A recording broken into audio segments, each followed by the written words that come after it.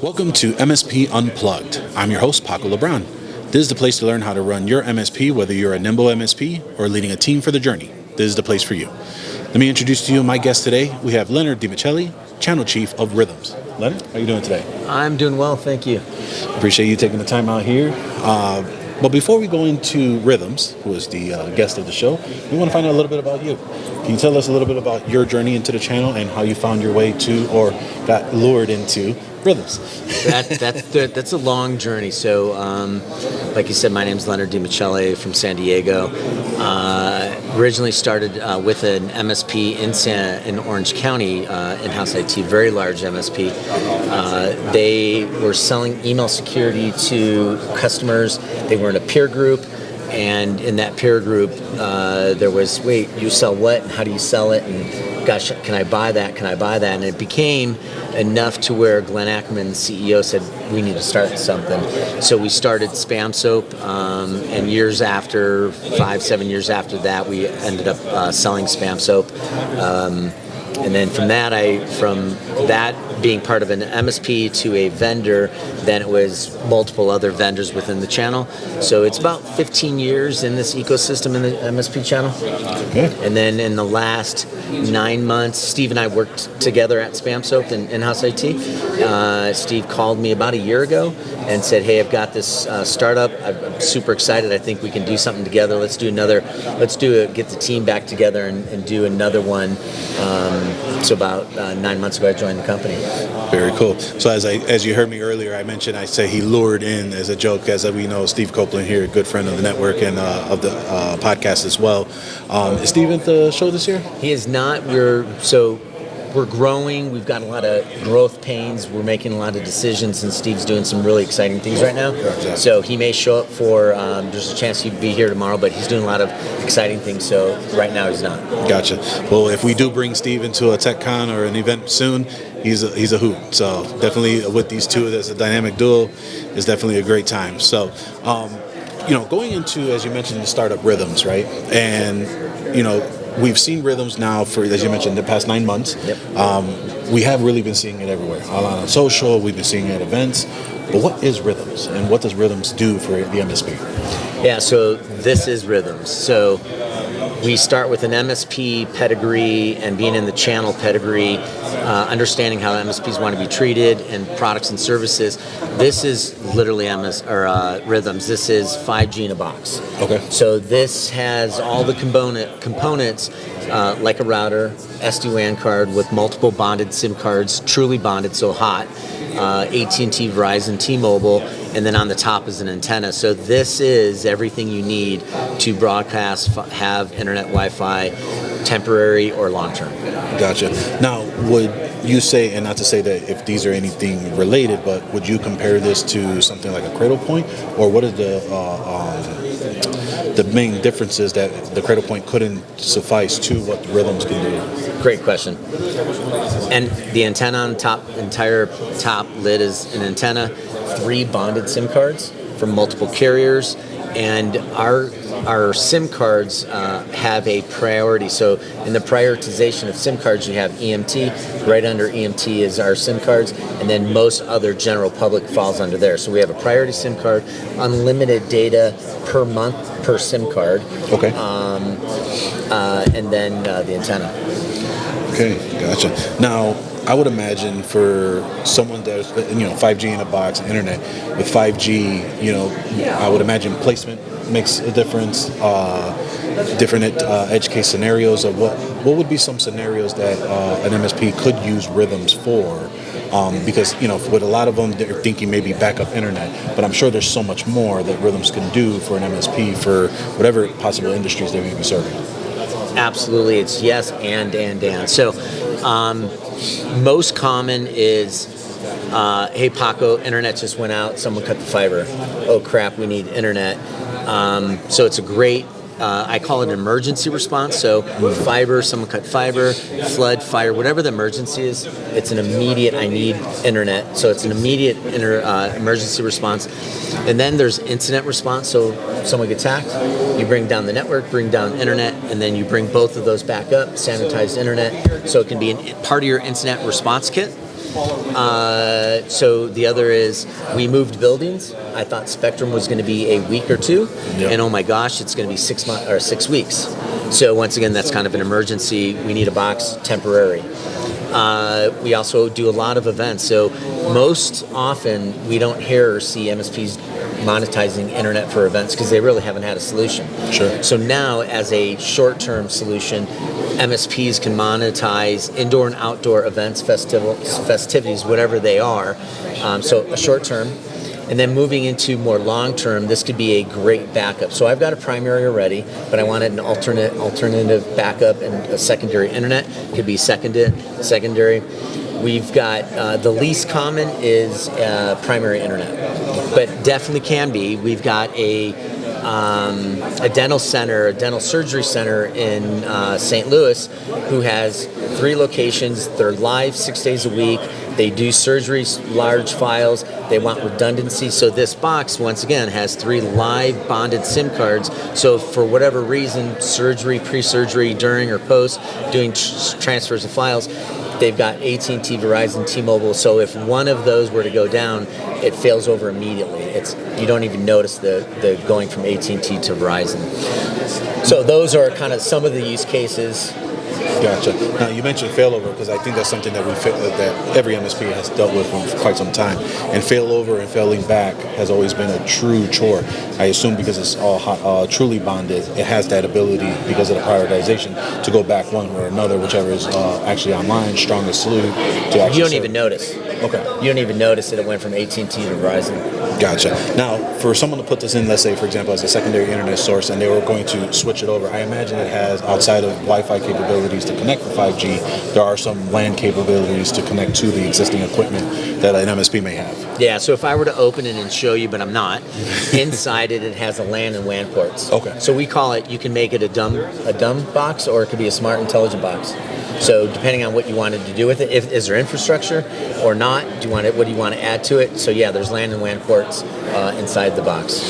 Now, we've talked about primary, secondary internet, being that this will allow for more flexibility, or even just as an additional line item or service that an MSP can offer to their potential clients. I have heard some of your partners are even using this in particular scenarios, such as making sites live on a construction site and being able to allow them to not have to worry about using hotspots on a particular laptop, or being able to have to worry about certain equipment not being able to connect because the device is overloaded. Are there other industries that you have seen, you mentioned a dental center, that are truly using this as a capability, and partners are really utilizing the full capability of the Rythmz box? You mentioned construction sites. So a construction site, the trailer moves. Mm-hmm. So during the project, it's in the back right, in the center of the property, and then the front of the property. So you're not doing anything with drilling, sending cabling, or anything. As long as we get power to this, it moves with the trailer. So construction sites are great. Any regulatory. So we do a lot of manufacturing. Any site that needs to be live 24/7 and needs to have a backup. So as a primary or backup. So if they've got some degree of we need live, this is a great alternative or a great addition. So construction sites, manufacturing, regulatory. Believe it or not, dealerships, really interesting. Okay. Same thing. We had a dealer who they've got multiple dealerships across one geo, and he said the internet that they had one connection, and they were losing $1 million a month because of internet connectivity that they couldn't do the contracts. So with having a multiple bonded SIM card solution, he's like, I will pay and this is not $1,000 a month, I'll pay $1,000 a month to insure my $1 million. So dealerships. I said the dental practices. There's one more that it's skipping my brain right now. Well, there's another scenario I heard from one of your partners that they're actually using for their clients that are doing surveying on high rises. Yeah. And not only are they able to provide drone coverage from the internet source of uploading data into whatever secure site that they have. But they were trying to figure out, all right, well, I got power figured out where it's got to land and charge. How do I get the data up in a secure spot? And I heard they're even using this as that primary internet source to provide some of those surveys that are being done for skyscrapers, high rises, things of that nature. Yeah. And that true. So we just did. We're a sponsor with. This is really interesting. We're a sponsor with Formula Drift. This is a new sponsorship. We've got our logo on the car. We are giving telemetry data from the driver using our boxes, using internet from our boxes, so they can get data back and forth from the vehicle.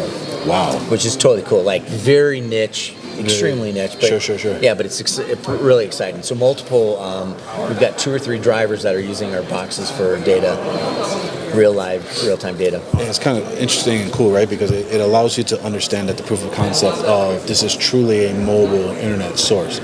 My question for you is, how did Steve and his team even come up with this concept of even having the need for Rythmz to be around? It's actually an interesting story. It's all my idea. I take 100% credit. I'm the guy. No.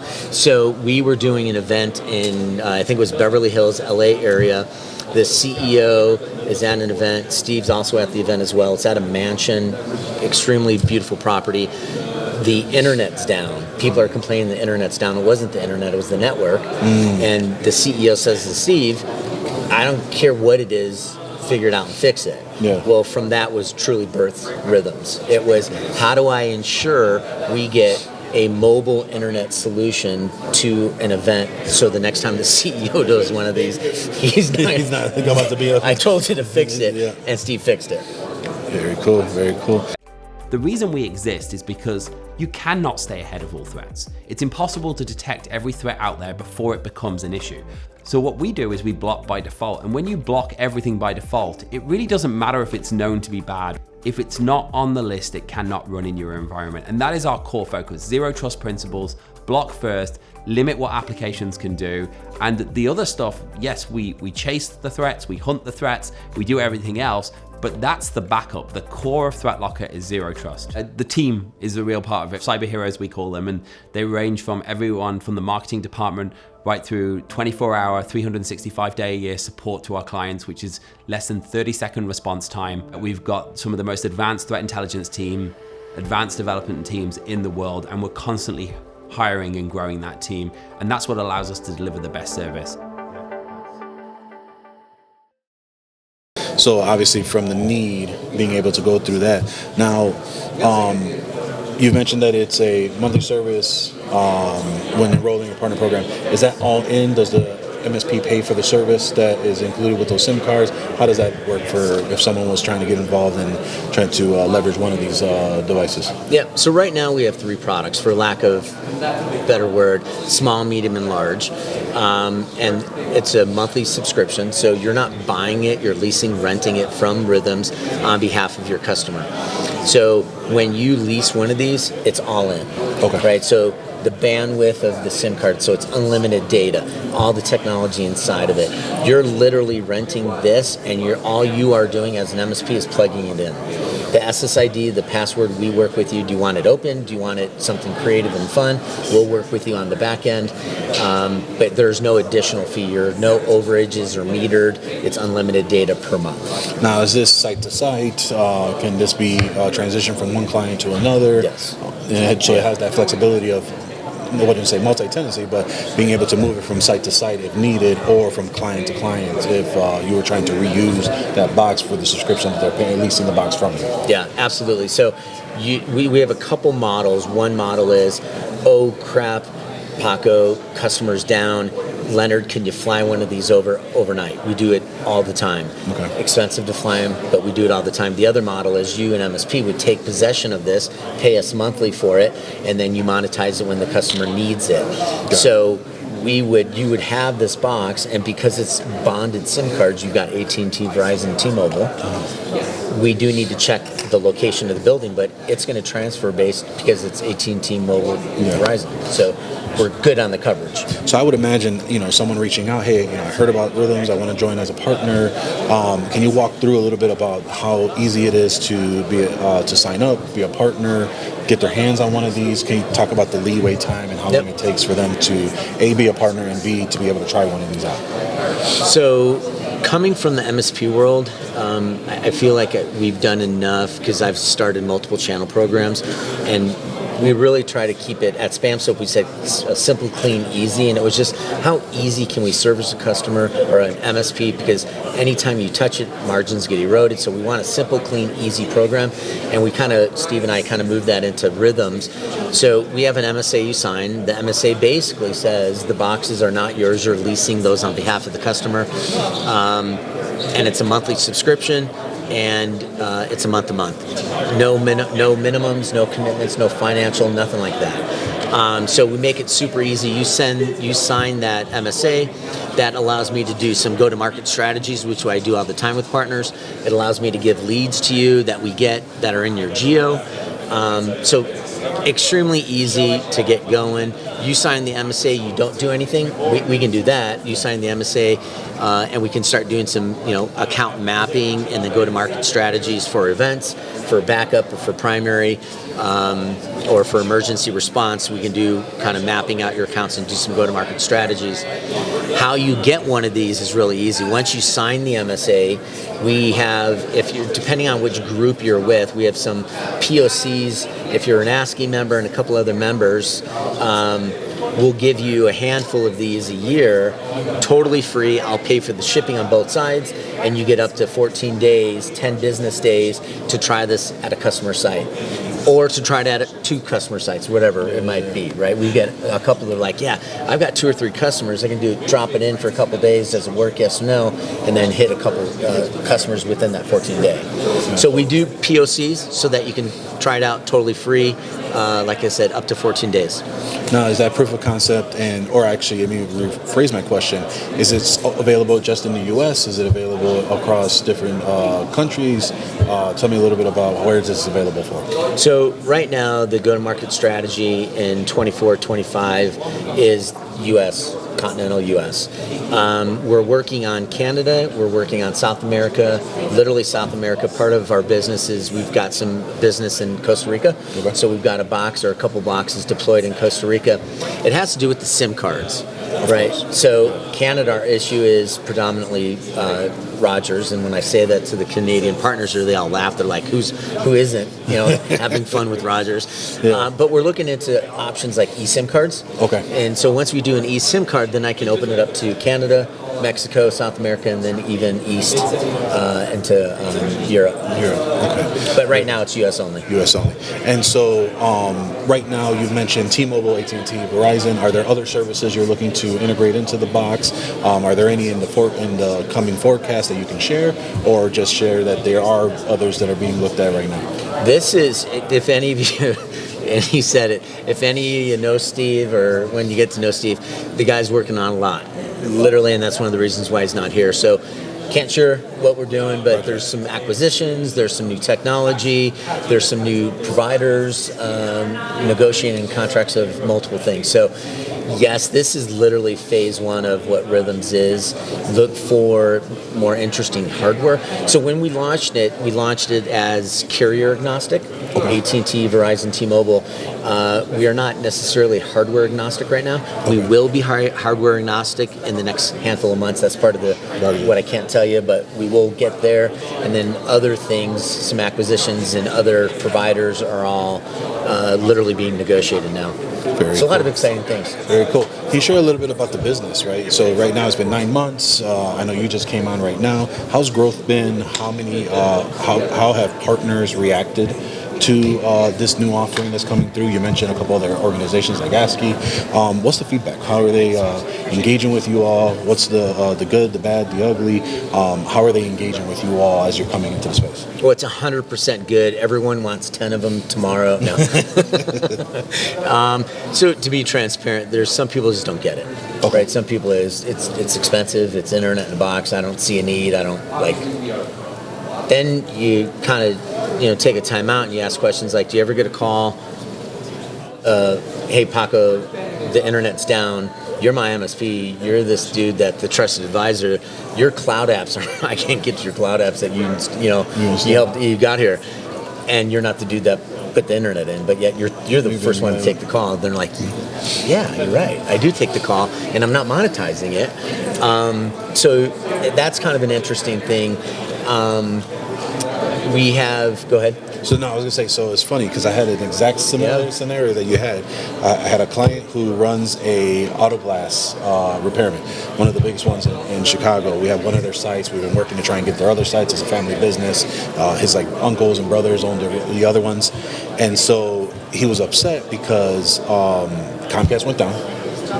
We've been trying to tell him, hey, you need a stable second internet source, but he had Cradlepoint. And somehow, some way, it failed. I think about a couple months ago. They say, "Hey, look, you're purchasing this. We can do the vendor management for it. We can make the claim. How do we want to handle this?" And he says, "I'll take care of it." Okay, no problem. But we can help. We have a document in the ticket. Everything. 3 months go by. So earlier this week, calls in, huff and puff. And automotive glass is probably similar to dealerships.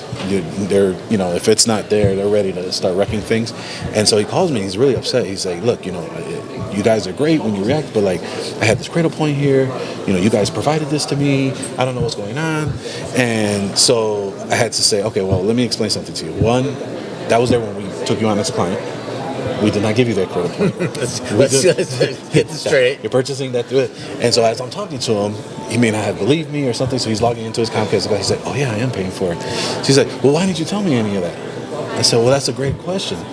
Here's the email that we forward to you to say that we should go ahead and manage it. But I'll tell you what, we're going to schedule the appointment. We'll go out." So it caused this disruption of business. Sure. It caused this big hullabaloo. And so, granted, he was okay, but he was a little miffed, but understanding that the fault was really all around. Because we could have probably done a little bit better job to just kind of poke him on it, see what's going on, because a couple of months that went by. But the main point of that is, whether it is backup internet, whether it's VoIP, whether it's whatever the case may be, you're going to get the phone call anyway. 100%. And you're going to be told that you need to help out because you're the trusted advisor. Sure. You're the IT guy. You're responsible for it. It's like you providing IT support and not providing security. Yeah. They're going to think you're doing it, right? Yep. And so this is a great opportunity for you to upseat the Cradlepoint, make a little bit of margin or a lot of margin. Yeah, 20 to 30% margins. 20 to 30% Safe. margin for something that you can manage. Yep. You have dedicated support. I imagine your support is white glove. It's going to allow you to help you understand. They can reach out to you. They can reach out to those that know what's in this thing versus someone for a level 1 or AI. I'm trying to call for something from there. So, I just want to stress that point because I think we go into a position where, we are, because you mentioned expensive, right? And that's a common barrier that MSPs try to kind of go over in their own mentality, right? And oftentimes I have seen that an MSP will shop with their own wallet. Sure. And they won't even present them the opportunity because they feel like they can't. They're shopping with their own wallet. Yeah, exactly. Yeah. And so what I would implore is that, you should always, every opportunity you should consider as your last opportunity because you never know when the next one's going to come. And it just starts with a conversation. Yeah. You're not selling this, you're helping solve a business outcome, a business situation, a business goal. And if someone wants predictable uptime, this is an option and an opportunity for them to do it. But you were mentioning others as far as the feedback of the partners and as they're and kind of just having adoption of this. Yeah. So you get these that I don't see it. And then you ask some diagnostic questions. And they're like, "Oh yeah, you're right." Mm-hmm. And then you've got the audience really immediately like, "Oh yeah, I had the guy who called and said." Spectrum is six weeks out. I need a solution for those guys. I need a solution because we have enough. Steve calls it fiber sniffing backhoes, and we definitely and it's not if, it's when something happens. Someone cut the fiber, and now what are you going to do? So you get this. I don't get it. I don't understand it. But then you get this audience like, "Oh, dude, we definitely need a backup. We need an emergency response." And then you've got the audience that says, "You know what? My customers need backup. I can monetize backup." right? Least probably thinking about is primary, but yes, I need a secondary or a backup.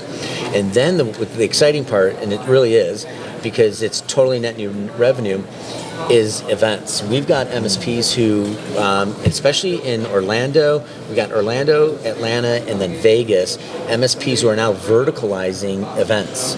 Okay. And they've got event pages. We help them with content. We've got some website content that we help them with, plus collateral. But they're going after events specifically to monetize as net new revenue. So it's a spectrum of, and Steve's got this ratio of like out of 10 MSPs, 6 are like, yes, I get it in one of those areas, and there's maybe 3 or 4 that are like, I'm not seeing that. Gotcha. It's because it's not a primary like need. No, that makes sense. Yeah. Well, I will tell you for events for sure, we did have one of these at TechCon in 2024. It was the last TechCon. And you know, they really helped us out with providing their ability to show that, be a POC, proof of concept for those that are in attendance, and just really showing the power of what this box can do. And again, there's different versions, right? You mentioned there's a small, medium, and large, and the ability to be a partner, you make it very easy to kind of go forward and really just understanding and learning a little bit more as you kind of move into this new service that might be, or updating an old service that you had no business dealing with because you didn't put it in, to now having full control and being able to actually have something that's predictable. And if you have something predictable, you know you can scale it, and you can also understand how to prevent unplanned work because you have the ability of putting things in like that. So you want a job?